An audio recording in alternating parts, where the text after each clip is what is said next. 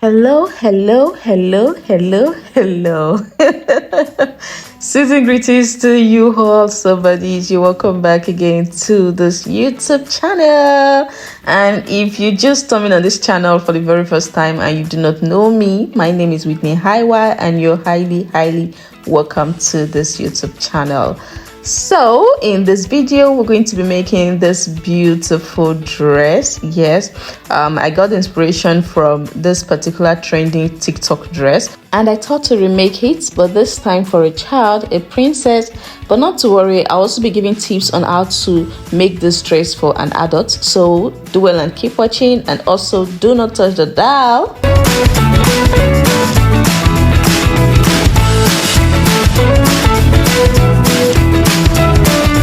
For the fabric, I'll be making use of scuba material, and I have two here. I have the brown one, which is going to be for the main fabric, and it is about 1.5 yards. For an adult, you'll be making use of 4 yards for the main fabric.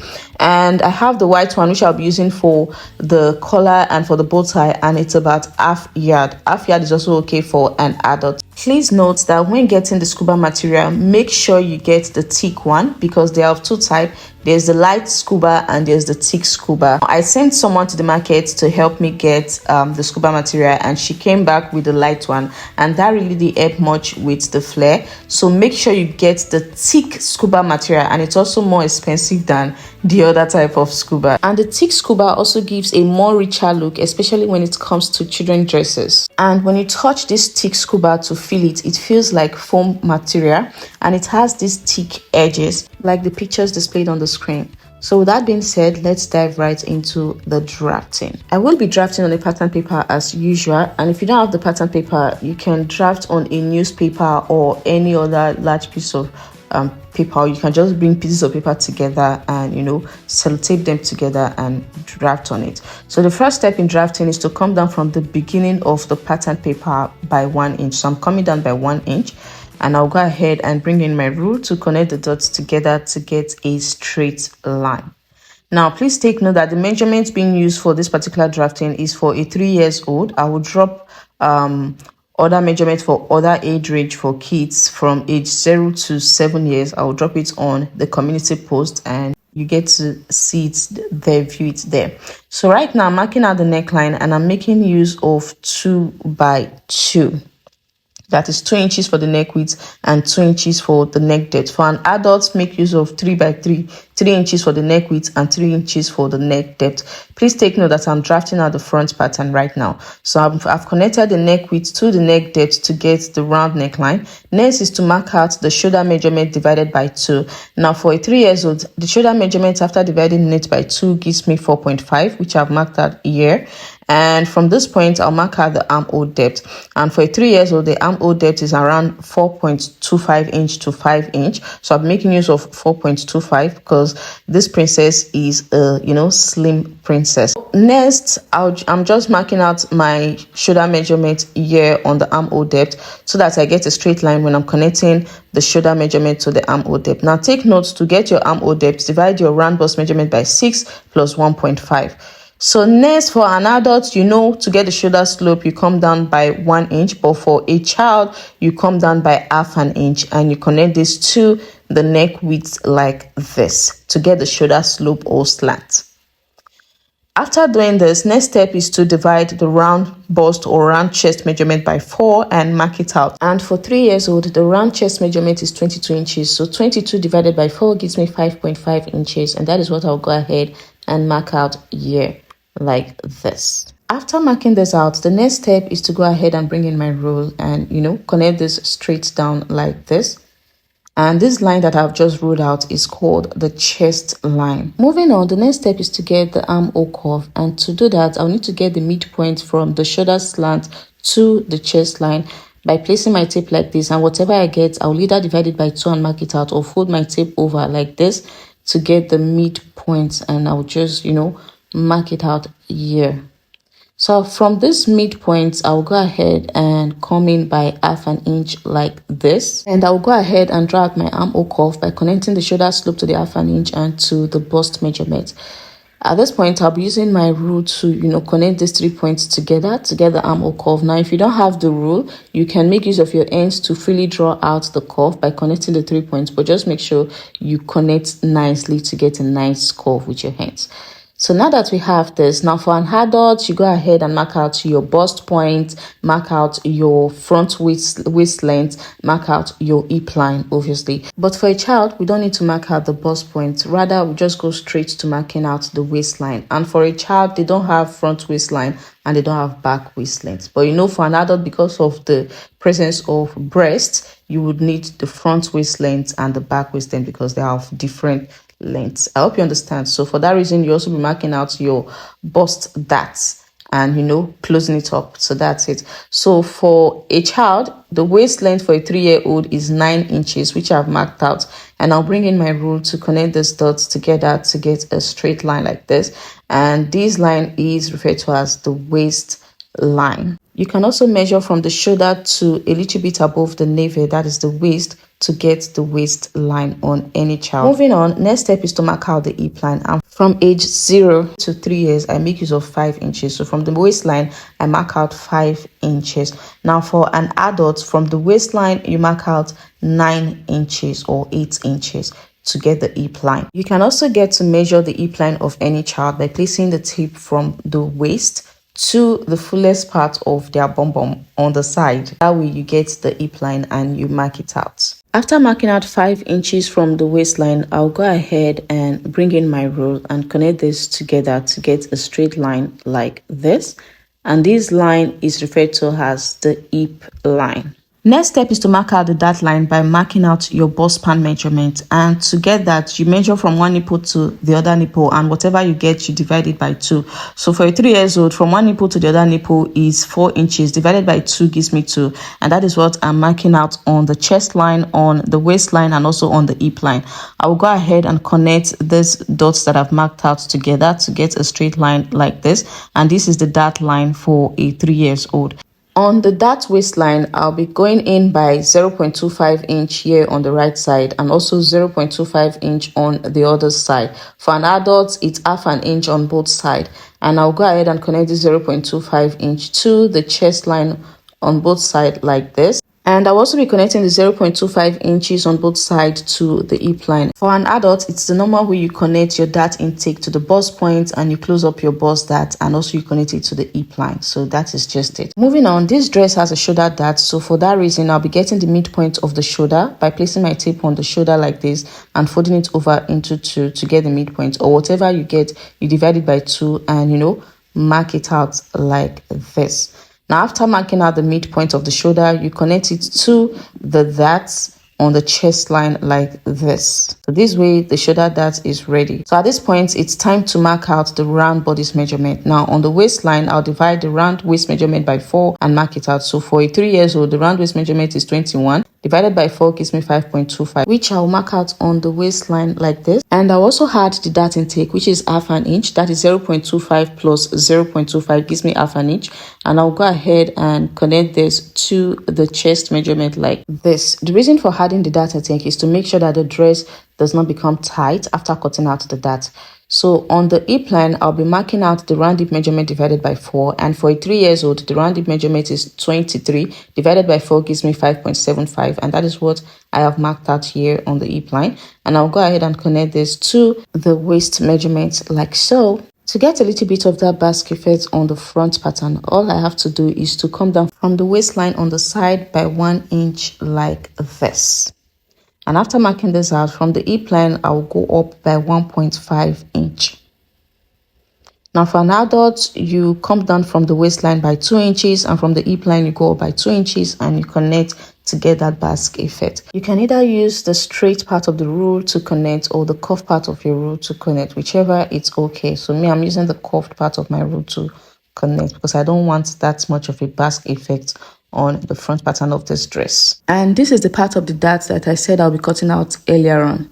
Now, because I'll be cutting it out, I'll need to label here piece 1 and here piece 2. And this part of the front is called the center front. Now, if you look at the dress, you can see that there is a dart on the center. There is a stitch line on the center. So to get that stitch line, I'll be going in by 0.25 inch on the waistline here from the center front. And for an adult, you go in by half an inch. And I'll go ahead and connect the 0.25 inch to the neckline, and I'll also connect it to the hip line like this. And I'm going to cut out this part as well. Make sure you also get to label the piece 1 and the piece 2. So the front pattern is ready. I'll go ahead and cut out the neckline, cut out the shoulder, the armhole, the side, and the Basque waistline, and also cut out the center front dart, and also cut out this dart like this. It can also be labeled as the center front and the side front respectively. For the allowances, I'll be leaving half an inch on the neckline, half an inch on the center front, half an inch on the shoulder, half an inch on the dart, and at the hem, half an inch allowance as well. Meaning for the piece 1, I'll be leaving half an inch allowance all around. For piece 2, I'll leave half an inch on the shoulder, half an inch on the dart, half an inch allowance at the hem. At the side seam, I'll be leaving 1 inch for the side seam allowance, and at the armhole, I'll be leaving half an inch allowance. So I'll go ahead and use this to cut out the front pattern, but before then, I'll be drafting out the back pattern. For the back pattern, I'll also be coming down by 1 inch from the beginning of another piece of pattern paper to get the starting line or top line. And I'll go ahead and bring in my rule to connect these dots together to get a straight line. And like I earlier stated, this line is referred to as the starting line or top line. On this starting line, I'll mark out the neck width, which obviously is 2 inches. And for the back neck depth, I'll be marking out 1 inch. 1 inch is the standard back neck depth for both adults and children. And I'll go ahead and connect the neck width to the neck depth like this to get the back neckline. Next is to mark out the shoulder measurement, which for a 3 years old is 4.5 inches. After marking it out, I'll mark out the armhole depth, which for a 3 years old is 4.25 inch. And here I'm marking out the shoulder measurement here so that I'll get a straight line when I'm connecting the armhole depth to the shoulder measurement. You know, this just like repeating what we did on the front pattern. The difference here is just the back neckline. So on the shoulder, I've come down by half an inch, and I will connect this half an inch to the neck width to get the shoulder slope. Next, I'll also go ahead and divide the round chest measurement by 4 and mark it out. And the round chest measurement divided by 4 for a 3 years old is 5.5. And I'll bring in my rule to connect this straight down.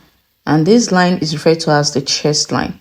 Moving on, it's time to draw the armhole curve, and to do that, I'll also go ahead and place my tape from the shoulder slope to the chest line and divide whatever I get by 2, or fold my tape over like this into 2 to get the midpoint, and I'll go ahead and come in by half an inch from the midpoint like this. And I'll go ahead and connect these 3 points together to get the armhole curve. Like I earlier stated, if you don't have your rule, you can use your hands to draw out these curves nicely. So I'll go ahead and, connect, and here I have the armhole curve. After getting the armhole curve, the next step is to mark out the waistline, which for a 3 years old is 9 inches. You can also use 9 inches for a 4 years old as well. And for a 2 years old, you can make use of 8 inches. And I'll go ahead and also connect these dots together to get a straight line like this. For an adult, go ahead and draft out your normal basic back pattern. And make sure you also mark out your back waist length. Next is to mark out the hip line, which obviously is 5 inches from the waistline for a 0 to 3 years old. And I'll mark this out, and I'll go ahead and bring in my rule to connect the dots together to get a straight line like this. Moving on, to reduce the zip budging at the back, I'll go in from the waistline at the center back here by half an inch here. And then I'll connect this half an inch to the neckline and also connect to the hip line like this. So this way, it will reduce the zip budging at the back on the dress. After doing this, it's time to mark out the round bodice measurement. No need for that for the back pattern. So for the round bodice measurement on the waistline, I'll divide the round waist measurement by 4 and mark it out, which obviously for a 3 years old is 5.25. And I'll connect this waist measurement to the chest measurement like this. And please take note of how I place my tape while marking out the round waist measurement. Now on the hip line, I'll also divide the round hip measurement by 4 and mark it out. And for a 3 years old, it is 5.75, which I've marked out. And I will connect this to the round waist measurement as well, like this. Moving on, from the waistline on the side, I'll also go ahead and come down by 1 inch. Same thing I did on the front pattern. I'll come down by 1 inch. Now for this back pattern, I don't want the basque waist effect on it. Rather, I just want a normal waist. So if you want the basque waist effect, repeat what was done on the front pattern on the back pattern. That is, go up by 1.5 inch from the hip line and connect to get your basque waist effect. But for this, I'll just be coming down by 1 inch from the waist on the center back, and I'll go ahead and connect this to the 1 inch on the side as well, because I want the normal waistline. I don't want the basque waist effect like I earlier explained. So you can use the straight line, but the straight part of the rule, but I don't want to use it. I want to use the curved part of the rule to connect, and this is what I have. So right now the back pattern is ready, and I'll go ahead and cut the neckline, cut the shoulder, the armhole, cut out the side, the hem, and also the back tightening. And yes, with this pattern I can cut out this particular dress for any 3 years old baby girl. So right now for the allowances, I'll be leaving 1 inch at the center back, half an inch on the neckline, half an inch on the shoulder, on the armhole half an inch, at the side seam 1 inch, and at the hem half an inch. So I'll go ahead and use this to cut out the fabric, and the fabrics will be on fold while I place the pattern on it and mark out my allowance and cut out. So this is the front pattern. I have cut out the fabric, and here I have half an inch allowance all around the piece 1, and for the piece 2 I have half an inch allowance here, and side seam I have 1 inch allowance. For the back pattern, I have half an inch allowance on the neckline, half an inch allowance on the shoulder, the armhole, 1 inch on the side seam, half an inch at the hem, and 1 inch at the center back. So right now it's time to sew the front pattern together, and I'll go ahead and take out the pattern paper for the piece 1, and I'll go ahead and take out one of the piece 1 and keep it aside first. I will also take out the piece 2 pattern paper and also take out one of the fabric and keep it for now. Once this is done, I'll go ahead and place the right side of the fabrics on each other, and I'll go ahead and close up the dart between the piece 1 and the piece 2 by using the half an inch sewing allowance that I left on the darts.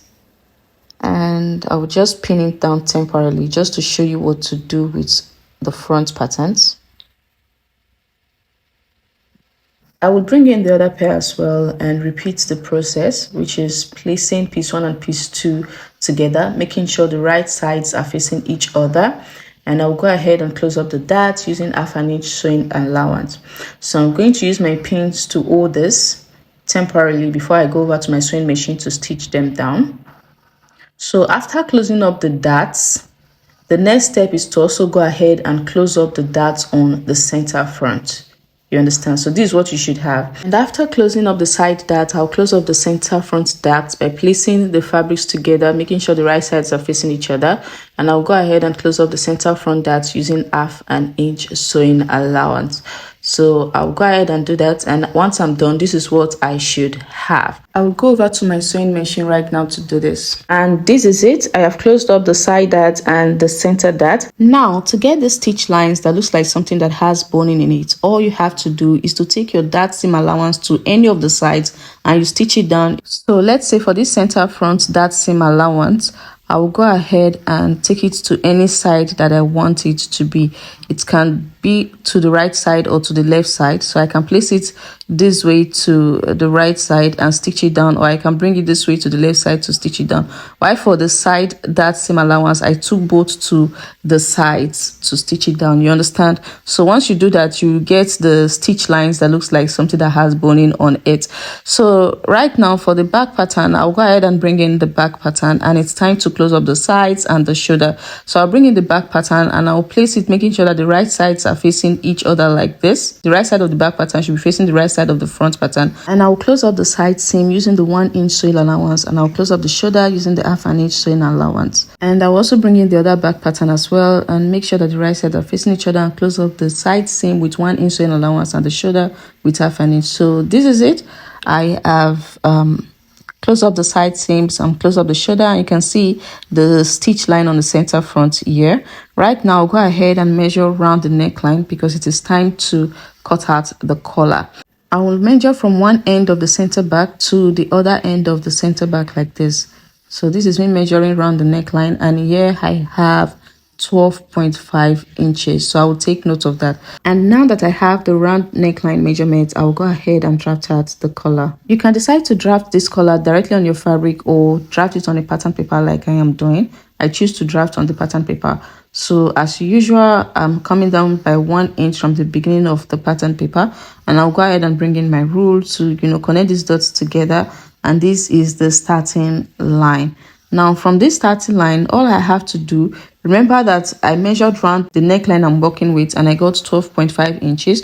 So I'll go ahead and divide that 12.5 inches by 2, and whatever I have, I'll mark it out from this starting line. So 12.5 divided by 2 gives me 6.25, and that is what I'll go ahead and mark out. So here you can see I have 6.25, and I'll go ahead and mark out 6.25 here, starting from the starting line.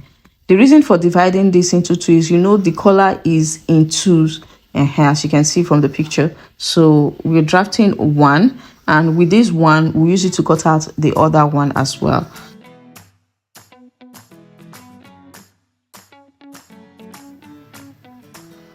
And I'll bring in my rule to connect these dots to get a straight line like this. Next is to determine how long you want the collar to be. Now for a child, 3 inches is okay, and for an adult, 4 inches is okay. So I'll go ahead and mark out 3 inches like this, starting from the starting line. You can see the way I'm placing my tape. And after marking out the 3 inches, I'll go ahead and bring in my rule and connect these markings together to get a straight line like this. In order to get a slanted line on the collar, all I have to do is on one end, I'll come out by ½ an inch like this. I'll come out by ½ an inch on one end, and I'll connect this ½ an inch to the lines like this. I'll connect it back to the lines like this, and here I have it. So I'll go ahead and cut out this collar. And while cutting this out on fabric, I'll make sure I leave ½ an inch allowance all round, and I'll be needing 4 pieces of this, 2 on one side, 2 on the other side. If it was with scuba, I won't bother cutting out a lining for this collar, but because I'm dealing with a light scuba, I have to cut out a lining for each collar. I hope you understand. So this is what I have, 4. So it's going to be 2 for one color and 2 for another color. And I'll go ahead and place it like this, making sure the right sides are facing each other. And I'll go ahead and close up the sides using ½ an inch, and also close up the slanted side using ½ an inch. And I'll repeat the same thing on the other pair of the collar as well. And here it is. I have stitched it down, and I've turned one of the collar to the right side and ironed it. On the other collar, I'll also go ahead and turn it over to the right side like this. And when placing them together, I'll make sure that the slanted ends are facing each other, and at the upper part, I'll make sure that they overlap each other with not more than ½ an inch like this. Are you seeing it? So this is how it's going to be placed around the neckline. So I'll go ahead and bring in the fabric, and here it is. And in stitching down the collars to the neckline, the first step is to go ahead and get the midpoint of the neckline by folding over the neckline like this into 2, and then get the midpoint and you give it a nice notch. It's time to sew in the collars, and to sew in the collars, I'll be placing them on the wrong side of the fabric. So on the wrong side of the fabric, I'll bring in my collars, and I'll go ahead and place it like this, making sure that the slanted ends are facing each other. And then the part that is the ends that are going to overlap each other, that is the upper side of the slanted ends, they'll be on the midpoint of the neckline. So I'll go ahead and use my pins to hold this down like this. But once I've temporarily secured it with my pins, I'll go over to my sewing machine and close it up using ½ an inch sewing allowance. So after closing it up, this is what you should have when you turn the collar over to the right side. Can you see it? So that is it. For the bow tie, I cut out different sizes from big to small, and I'll put them together like this, and this is what I should have. So I had to double up each fabric for each size because, like I earlier stated, I'm making use of the light scuba material. But if I were to be using the thick scuba material, then no need for me to double up each fabric size. Rather, I would just cut out each size as a single piece of fabric and then put the 3 together, and that is it. So right now the first size is 6 inches wide and 4.5 inches for the length, and I'll go ahead and close up the open sides like this using ½ an inch or thereabout, and I'll leave a little space for turning this over to the right side. Now for the second piece, it is 4.5 inches wide and 3.75 inches long, and the third piece is 3.5 inches wide and 3 inches long. So I'll also go ahead and close up the open side, leaving just a little space to turn this over to the right side. Now I've also gone ahead to cut out a long piece of fabric that is 1 inch wide and it is 16 inches long, and I've cut out 2 of this long piece of fabric. And for the fabrics to be used for the bow tie, I have closed them up as you can see, and I have flipped them over to the right side, and you can see the little openings I was talking about. So to close up the little opening, I'll go ahead and cut out hemming gum and place it in between the openings, and I will go ahead and iron, and I'll repeat the same thing on all piece of fabric like this. And I'll place the 3 pieces of fabric together like this, and I'll bring them together like this at the middle and tie the tiny rope over it like this. So once it gets to that point of doing all of this, we'll get to do it together. Moving on, it's time to cut out the length of the flare, and for me, I've already arranged it out. I've marked it out. So to get the length of your flare, all you have to do is to subtract the upper bodies from the full gown length. So the upper bodies mean from the shoulder to the waist, you subtract it from how long you want the gown to be. Now for me, from the shoulder to the waist, that is the upper bodies is 9 inches long, and I want this dress to be 22 inches long. So 22 minus 9 inches gives me 13 inches, meaning the flare is going to be 13 inches long, right? So now that I know the length of the flare, I'll go ahead and add the hemming allowance at the hem, and also add the hemming allowance at the top, because at the top of the flare, few inches of the pleatings are going to be pleated outside. So at the top, I marked out 2 inches for the hemming allowance, and at the hem, I also marked out 2 inches for the hemming allowance. So I'll bring in my tape. So at the hem, you can see 2 inches for hemming allowance, and obviously this is the length of the flare, which is the 13 inches that I got. And after marking out the length of the flare, which is 13 inches, I went ahead to add 2 inches for the hemming allowance at the top. And the total length of the fabric I'm going to cut out for the flare is 17 inches.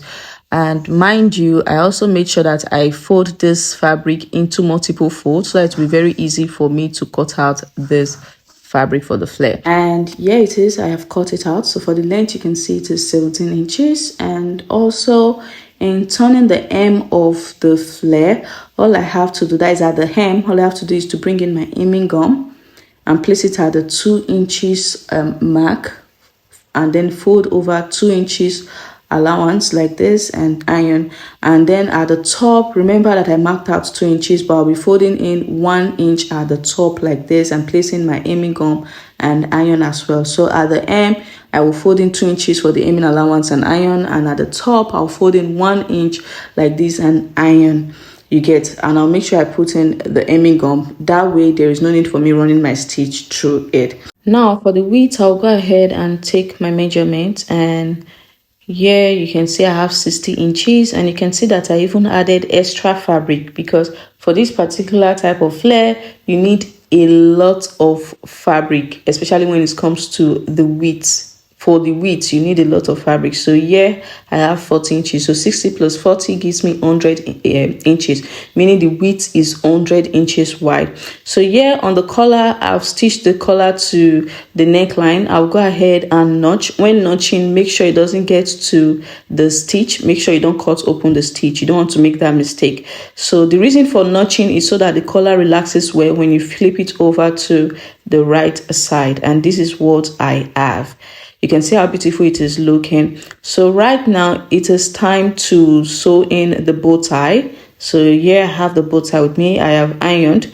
Now for the bow tie, this long strip of fabric, I will need to attach them to this point. And to attach them, I will need to mark out 4.5 inches from the shoulder. Now for an adult, you can go ahead and mark out your bust point or go half an inch above the bust point. So 4.5 inches is what I'm marking out on the side darts. And after marking out 4.5 inches, I'll use my needle and thread to tack the tiny strip of fabric to this point. So I'll just go ahead and get the midpoint of the tiny piece of fabric, and I'll be stitching the midpoint down to the side that's like this on the 4.5 inches mark that I came down with from the shoulder. So I'll go ahead and tack it down off camera, and I'll bring it back.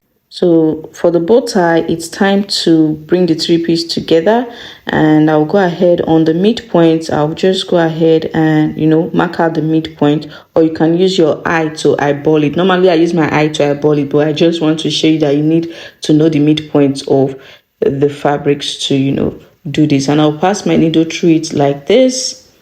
Are you seeing it? At the midpoint of this three fabric. And after passing my needle and thread through, I'll go ahead and use the thread to secure it round tightly.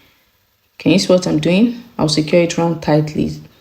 So this is what I have, and I'll go ahead and tie this tightly. Make sure it is properly secured so it doesn't loose open.